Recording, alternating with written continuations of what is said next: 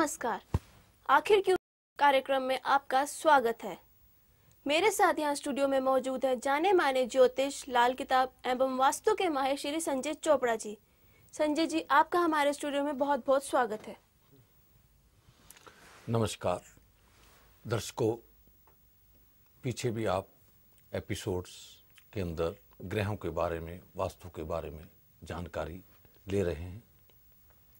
आज हम 2 ग्रहों के बारे में बोलेंगे, मंगल व शनि।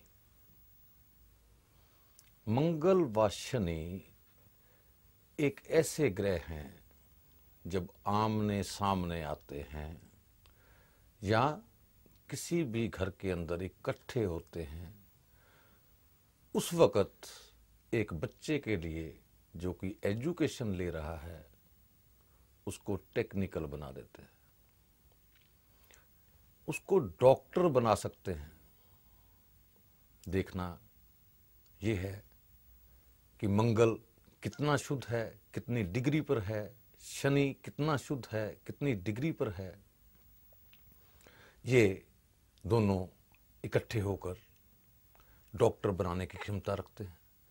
ये दोनों इकट्ठे होकर किसी को एक पुलिस ऑफिसर बनाने की क्षमता रखते हैं। ये दोनों इकट्ठे होकर किसी को मिलिट्री ऑफिसर बनाने की क्षमता रखते हैं। मंगल साहस का ग्रह है। एक डॉक्टर में भी साहस चाहिए। एक सर्जन जो ऑपरेशन कर रहा है उसका हाथ नहीं कांपना चाहिए, उसको साहस की आवश्यकता है। एक पुलिस ऑफिसर, एक मिलिट्री ऑफिसर को साहस की आवश्यकता है। उसकी जो आंख है वो इतनी तेज होनी चाहिए कि वो सही निशाना साध सके। ये मंगल व शनि की खासियतें हैं। दोनों ग्रह जब इकट्ठे होते हैं, इंसान के हाथ पर कमान का चिन्ह पैदा करते हैं। ज्योतिष इन दोनों को जब खुलासा करता है, ग्रास रूट से लेता है, तो वो कहता है कि मंगल व शनि 2 डाकू, इसके अंदर वो खासियतें होती हैं। एक ही कमान के अंदर घुसे हुए इंसान के हाथ के ऊपर कमान का चिन्ह पैदा करते हैं, उसको कमांडर बनाते हैं। साथ ही उसकी सेहत को अत्याधिक बढ़िया रखते हैं, उसको अत्याधिक धन देते हैं, उसका घर डाका डालने के काबिल हो जाता है। इतना धन वो अर्जित करता है। बुढ़ापे में अत्याधिक इज्जत प्राप्त करता है। ये मंगल शनि की परिभाषा है। देखना ये है कौन से घर में है, देखना ये है कितनी दृष्टि से, कौन सी दृष्टि से एक दूसरे को देख रहे हैं। इन दोनों का मिलन एक अच्छा मिलन गिना गया। जब भी मंगल व शनि इकट्ठे होंगे, अमूमन राहु उच्च का प्रभाव देगा। जिस ग्रह से लोग पीड़ित होते हैं कि ये इंसान राहु से पीड़ित है, मंगल शनि इकट्ठे होने से उसकी ये पीड़ा अपने आप दूर हो जाती है। यही एक उपाय है। किसी को हम देखते हैं कि तीसरे घर में शनि बैठा है, उसको बड़ा आसान सा उपाय बताते हैं कि मंगल को भी तीसरे घर में ले जाइए। अगर आदमी है तो दाएं हाथ पे, लड़की है तो बाएं हाथ पे मौली बांध ले। मंगल वहां स्थापित हो जाएगा, शनि का साथ मिल जाएगा, बच्चे की एजुकेशन बढ़िया हो जाएगी, वो डॉक्टर बनने के काबिल बन जाएगा, पुलिस अफसर बनने के काबिल बन जाएगा। इसी तरह शनि का दोस्त शुक्र है, लेकिन मंगल का वो दोस्त नहीं है। जब जब हमने देखा, तजर्बा किया, जब जब शुक्र 9वें घर में आता है, मंगल को खराब कर देता है। जब जब शनि सूर्य के साथ होता है, मंगल को खराब कर देता है। आसान उपाय हैं, जन्मपत्री को देखकर बताए जा सकते हैं, लेकिन कुछ चीज़ें ऐसी हैं कि अगर उनका ध्यान के साथ आसान उपाय किया जाए तो मंगल शुद्ध हो जाता है। सूरज शनि इकट्ठे के वक्त रेवड़ियां जल प्रवाह कर दीजिए। रेवड़ियां जिनके ऊपर तिल लगे होते हैं, गुड़ की बनी हुई होती है। इसी तरह मौली का प्रयोग, इसी तरह हनुमान जी के पैरों में संधूर चढ़ाएं, यह भी एक प्रयोग है। मंगल की आदतें गणेश जी की तरह ही होती हैं। लाल किताब मंगल केतु को एक समान मानती है। 9 के 9 ग्रह किसी न किसी तरीके से एक दूसरे से जुड़े हुए हैं। पहले भी बताया गया कि वो अलग अलग घरों में बैठकर घरों के किराएदार होते हैं। अगर अच्छे घर के अंदर अच्छा ग्रह आ गया, वक्त पर किराया देगा, अच्छा प्रभाव देगा। ये जन्म कुंडली को देखने का विषय है। यही मंगल शनि जब इकट्ठे होते हैं, इंसान को धनवान बनाते हैं। इसी तरह वनस्पति की तरफ जब चलते हैं तो मंगल के लिए नीम के वृक्ष को महत्ता दी गई। मंगल को बड़ के वृक्ष की महत्ता दी गई।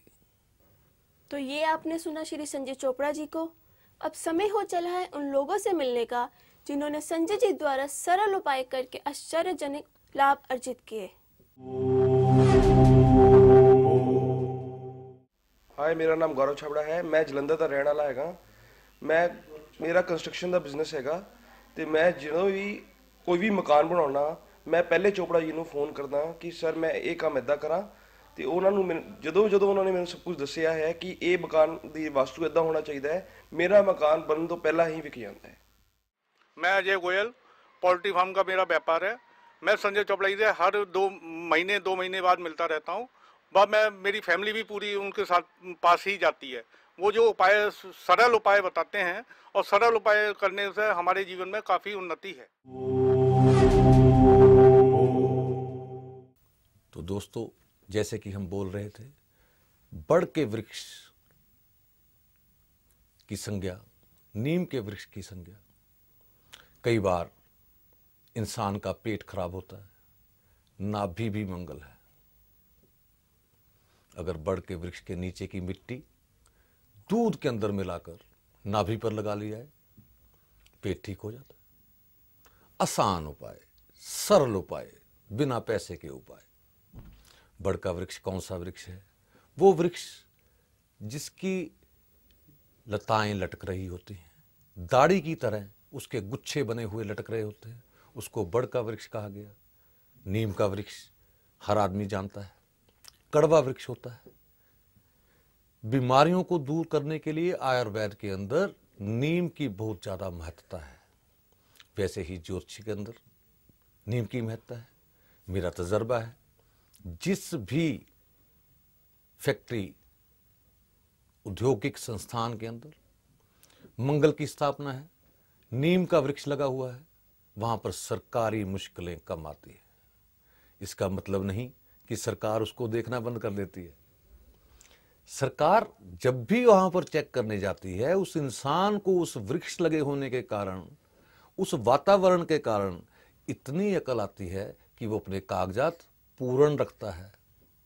उसको जुर्माने का, किसी इंसल्ट का सामना करना ही नहीं पड़ता। ऑफिसर तो तब जुर्माना करेगा अगर आप गलत काम करेंगे। नीम का वृक्ष क्या कार्य कर रहा है? वो आपको वो अकल दे रहा है कि आप कार्य कैसे ही करें। जब कार्य सही होगा, ये वास्तु में आ गया कि नीम का वृक्ष, मंगल की स्थापना एक फैक्ट्री के अंदर लगानी है। कौन सी दिशा में लगानी है, कौन सी दिशा में लगाने से ज्यादा प्रभाव देगी। लेबर प्रॉब्लम का भी सॉल्यूशन है ये। फैक्ट्री के अंदर साहस पैदा करता है, मालिक में भी और वर्कर्स में भी। जहां पर नीम का वृक्ष है, वर्कर की सेहत ठीक रहती है। सेहत का भी विषय है।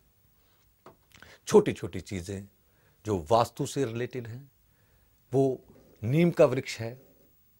जो वास्तु से रिलेटेड हैं, वो लाल रंग का पत्थर है। हम वास्तु करते हैं तो कई जगह पर लाल रंग का बल्ब जलाते हैं। हम वास्तु करते हैं, कई जगह पर लाल रंग का पत्थर लगवा देते हैं। शनि आग है, मशीनरी है। जब फैक्ट्री में जाते हैं, कौन सी जगह पर वजन चाहिए, कौन सी जगह पर फिक्स मशीन चाहिए, रनिंग मशीन का कौन सा स्थान है, सब वास्तु का विषय है। शनि मजदूर है, शनि वर्कर है, ये भी ज्योतिष बताता है। मजदूरों के रहने का स्थान कौन सी जगह पर चाहिए, लेबर क्वार्टर्स किधर चाहिए, ये भी वास्तु का विषय है। छोटी छोटी चीजें हैं, लाभ अर्जित वो लोग करते हैं जो पूछते हैं, देखते हैं और उन उपायों को कर लेते हैं या उन स्थान को सही जगह पर बना लेते हैं। जिस भी इंसान को इन चीज़ों का नहीं पता होता वो जरूर बर जरूर उसको राय लेनी चाहिए, राय लेकर अपने अंदर सुधार पैदा करने चाहिए। जैसे कि पहले एक एपिसोड के अंदर मैं बता चुका हूं कि सूर्य सबको रोशनी बताता है, सबको रोशनी देता है, किसी को कम रोशनी नहीं देता। लेकिन हम सूर्य के आगे कई बार ऐसी दीवार खड़ी करते हैं कि उधर से रोशनी आनी कम हो जाती है। उस दीवार को वहां से हटाना वास्तु का विषय है। उस दीवार को वहां से ना हटाना और पूर्ण सूर्य की एनर्जी प्राप्त करना, यह भी वास्तु का विषय है। बिना दीवार हटाए भी एनर्जी प्राप्त की जा सकती है। एक खिड़की रखकर, एक रोशनदान रखकर भी एनर्जी प्राप्त की जा सकती है। छोटी छोटी चीजें हैं, करने वाले लोग उसका फायदा उठाते हैं। एपिसोड्स के अंदर आपने देखा होगा कि कुछ इंडस्ट्रियलिस्ट जिन्होंने इस चीज का फायदा उठाया वो भी बोल रहे थे। कुछ स्कूल वाले, स्कूल में बच्चा पढ़ने जाता है, उसका फेस किधर होना चाहिए, प्रिंसिपल का ऑफिस कहां होना चाहिए, बच्चे को किस दिशा में देखना चाहिए, सब डिजाइन हो जाता है। उसी तरह के बेंच बन जाते हैं, उसी तरह के क्लासरूम बन जाते हैं। ब्लैक बोर्ड का स्थान भी नियत है। घर की वास्तु अलग है, स्कूल की वास्तु अलग है, उद्योग की वास्तु अलग है, लेकिन चीजें छोटी छोटी हैं। फल आश्चर्यजनक है। जो फल लेना चाहते हैं उनको इस विधि को अपनाना चाहिए। धोखा रहित विधि है। लाल किताब के उपाय जो ज्योतिष में आते हैं धोखा रहित हैं, सस्ते हैं, सरल हैं, हर इंसान के करने के योग्य हैं। कोई भी कर सकता है, बच्चा कर सकता है, बूढ़ा कर सकता है। अब समय हो चला है टिप ऑफ द डे का। संजय जी, कृपया हमारे दर्शकों को बताइए टिप ऑफ द डे। तो दोस्तों, जिस विषय पे आज का एपिसोड चल रहा है उसी हिसाब से उद्योगों में नीम का वृक्ष लगाना अत्यंत आवश्यक है। यही है आज का टिप।